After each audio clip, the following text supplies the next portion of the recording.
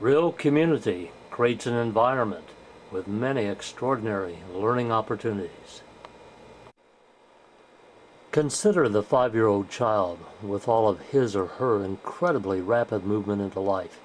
The natural enthusiasm, the curiosity, the energy, the exploration, the day-to-day, perhaps almost minute-to-minute discovery of new things in their 5-year-old world. What would it be like? What would happen if this rapid, free-from-fear learning continued not only throughout the child and teen years, but also into and throughout adulthood? Real community will give you a taste of this. Here is an example of some of the extraordinary human abilities which come to the surface in real community. We have the ability to bend reality as we normally think about it. We have the ability to create what we will far, far outside of the norm. This is an example of psychokinesis, personally experiencing spoon bending and generating bodily energy affecting material reality. Who was a business owner? Okay, if you will give us your name and his practice. just your name. My name is Lucinda. And this is what, August, what is it, 25th? August 25th, 2010. Okay, and what do you have here, Lisa? I have a spoon that just went round and round. Uh-huh. And a fork with a few bends. All right. Do you like what happened? Is it a kick? Yeah, it really is. It was amazing how malleable it was one moment and then the next minute not. Right. And then it would go, then I could do it again even with the same piece. Uh-huh. All right. Once I just set the intention. Thank you. All right. Nikki, and your name is? Nikki Harmon. Hello, Nikki Harmon. And when I stopped trying to manage the process for everybody else, it started working for me. All right, show us what you got here explicitly. All right. Well, it got very, very, very, very, very hot. I basically blocked out everybody else and just got into my zone and asked my mother to come and help me. All right. And it got very hot. And Uh-huh.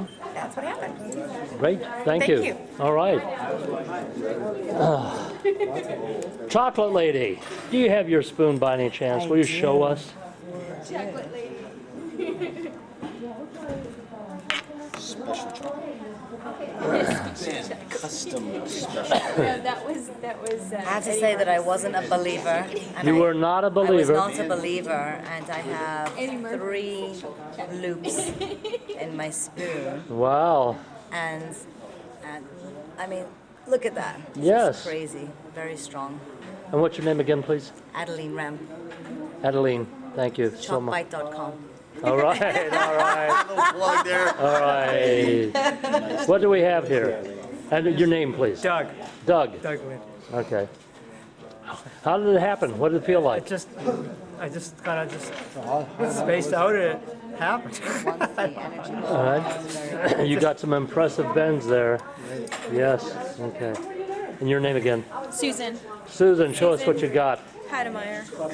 This one was like tripled, and then the guy undid it, and then I got angry and did this one. That's what you did this in revenge, so to speak. This was the anger. I took his spoon and bent it. All right. Okay. So it worked. It worked. All right. It did. All right. Fabulous. Thank you. Okay. Reach over there and slap him. All right. Would you give us your name, please? My name is Carl. Okay. Carl, what do you do for a living? I do property restoration. Okay. And what did you do this evening? I let this spoon bend in my hand. Okay. What was it like? What did you experience when it happened? I applied just a slight amount of pressure and it rolled up. Okay. Did you feel it get warm or not or anything? It got warm. I felt my arms get warm. Uh-huh. I felt movement. Don't know what the movement was, but I felt movement. All right. Okay. All right. Great. Fabulous. Thank you so much.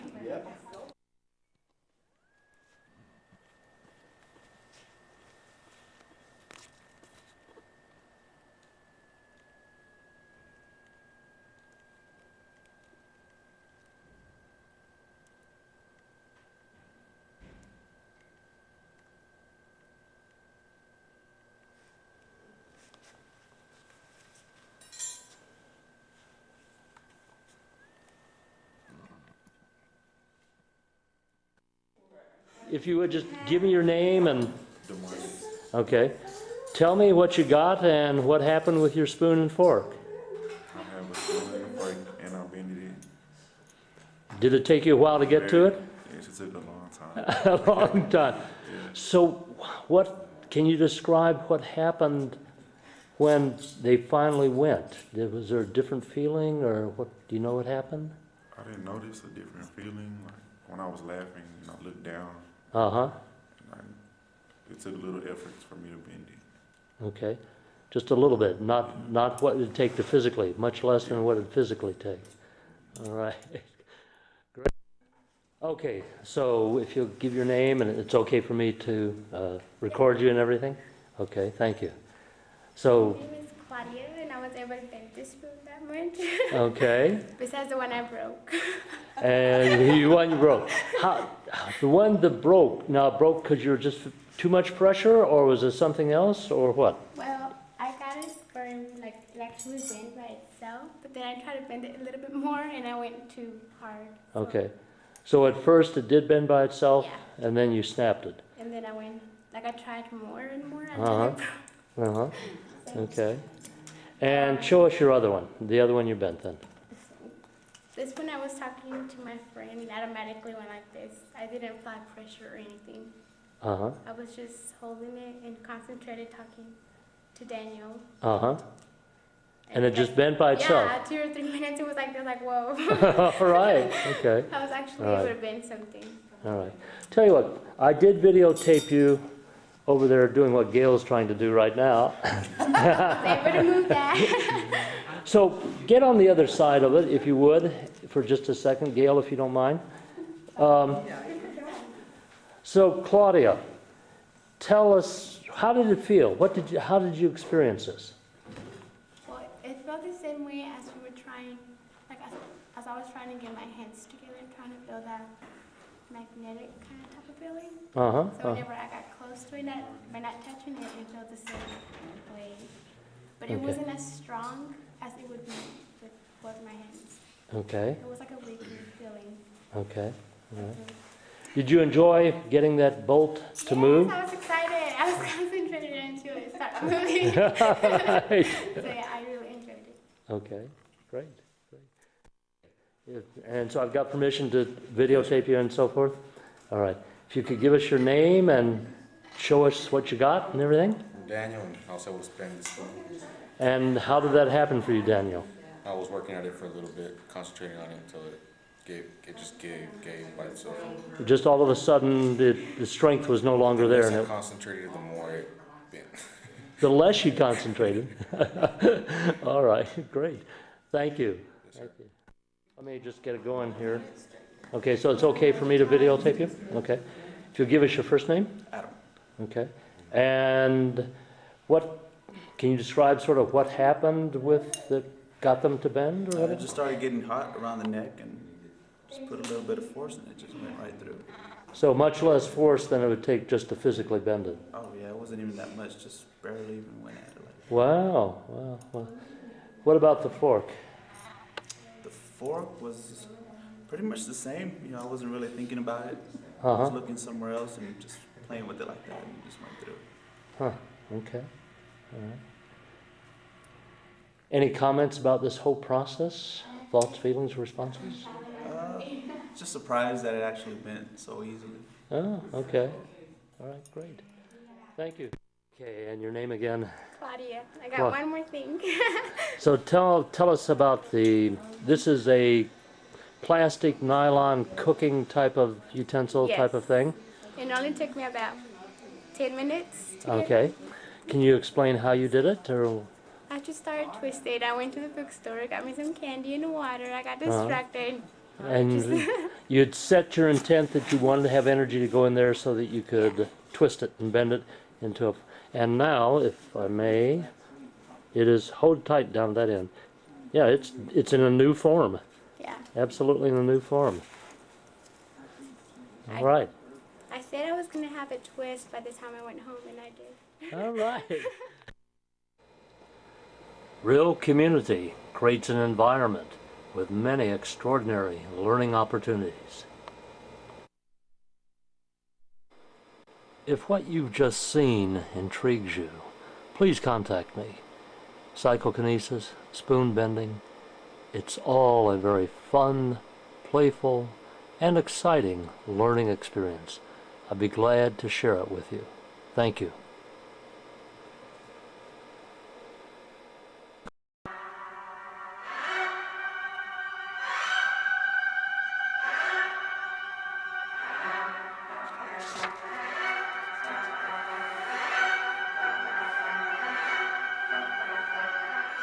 We have only 3 enemies in life: ignorance, fear, and guilt. Among these 3, the central opponent is fear. Eliminate it, and the other 2 lose their power. I welcome you to a fire walk.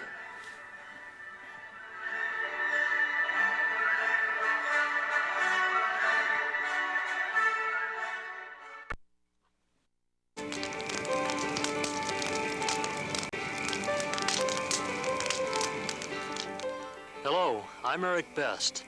I'd like to tell you about a seminar I teach entitled Transforming Fear into Power, a Fire Walk. In case you're wondering what a fire walk is like, I'd like to ask you to imagine a bed of red-hot coals, about 10 feet long, 4 feet wide, and you're standing in front of it in your bare feet, and you're thinking about walking over it. The seminar is about the energy and the power and the knowledge to enable you to do that successfully. If you're like me, you probably first heard about fire walking as something that's associated perhaps with, India, Malaysia, Indonesia, the Far East. Part of a religious ritual, celebration, something like that. Well, actually, as I've studied it, I've found that fire walking has been conducted throughout the entire world. Besides the Far East, it's been done also in Greece, in Brazil, and even in North America. Now, what the extraordinary thing is now is that experience, that opportunity is available to all of us now without having to go to the Far East or to Brazil or something like that. It's available right here. It's an extraordinary opportunity without religious labels or without any cultural overtones about coming to know a part of yourself that perhaps wasn't known before. A part of empowerment, a part about becoming more of who you are and have the potential to become. And most importantly, it's about transforming fear in your life, literally changing where and how it resides within you and what you do with it. The fear having less power over you, which gives you more freedom, more power, more opportunity for success. All right. Just put this on, huh? What I'd like us to do is to start off with each person introducing themselves. If you give us your name and very briefly where you're from, what you do for a living, and if you could share with us a particular fear that you have. I'm Dottie Bishop, and I work for him. And My nanny. yeah, I'm his nanny.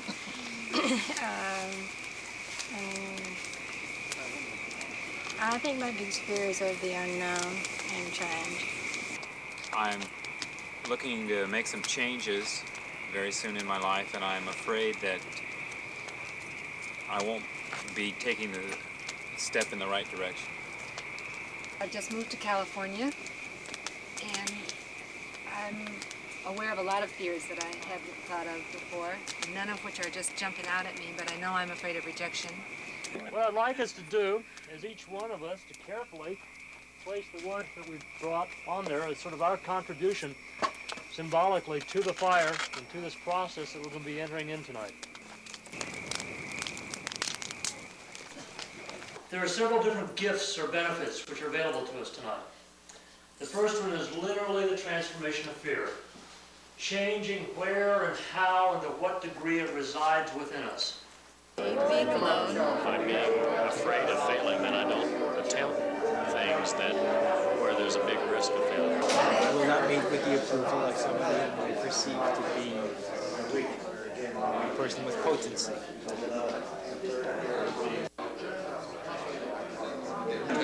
Same